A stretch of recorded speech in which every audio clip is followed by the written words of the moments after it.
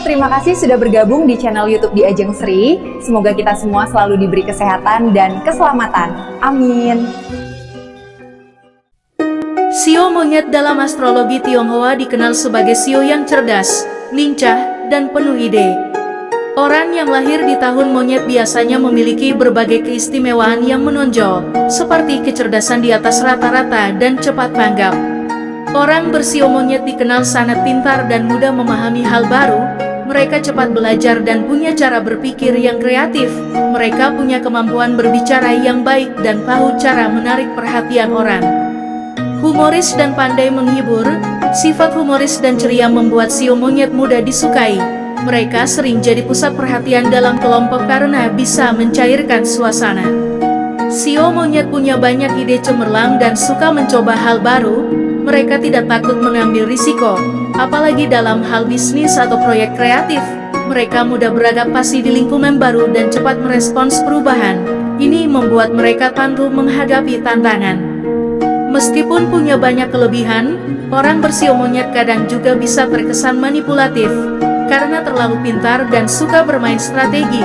Maka dari itu, penting untuk menyeimbangkan kecerdikan dengan integritas yang mereka miliki. Bulan Juli tahun 2025 menghadirkan energi campur aduk untuk shio monyet. Di satu sisi, ada peluang besar yang muncul tiba-tiba.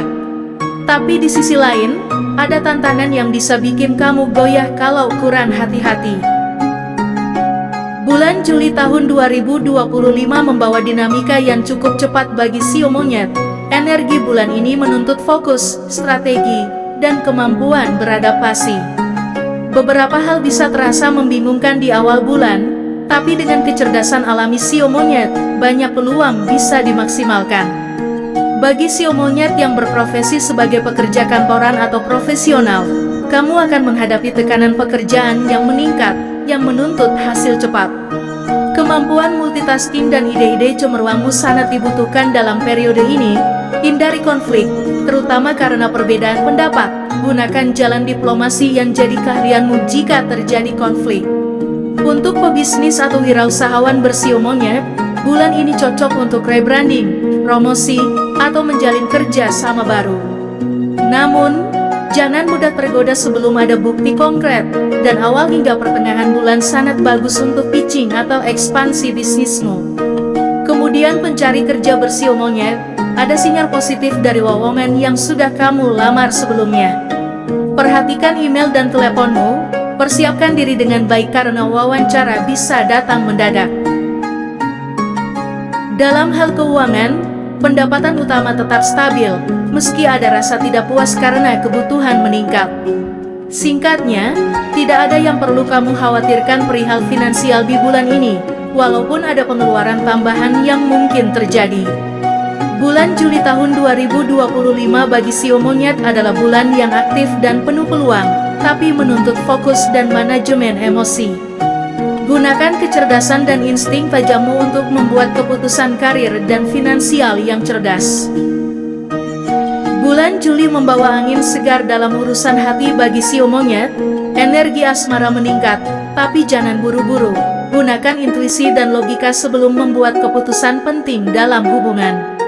Bagi shio monyet yang sudah punya pasangan, ada peluang untuk lebih dekat, tapi juga rentan konflik kecil karena salah paham. Kuncinya adalah komunikasi.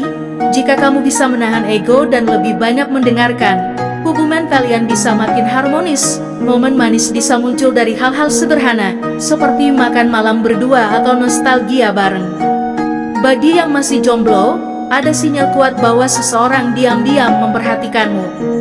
Tapi hati-hati, jangan langsung baper. Kenali dulu lebih dalam sebelum membuka hati. Kamu juga lebih menarik bulan ini, jadi manfaatkan energi positif ini untuk memperluas pergaulan.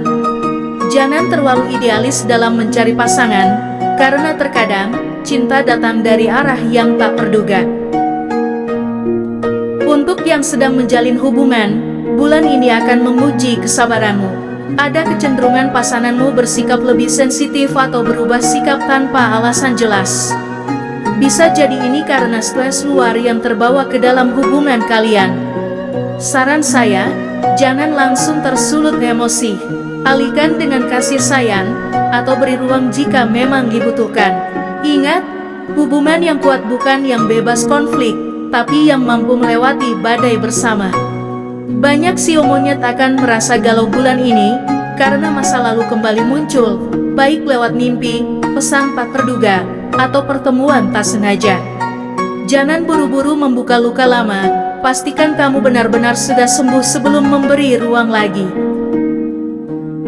Tubuh butuh istirahat, bukan cuma semanar. Tentang kesehatanmu di bulan Juli ini, kamu cenderung overthinking bulan ini. Banyak hal kecil yang bikin pikiran lelah. Waspadai stres karena bisa memicu gangguan tidur dan emosi yang naik turun. Luangkan waktu untuk menenangkan diri, meditasi, jalan pagi, atau sekadar jauhkan diri sejenak dari media sosial.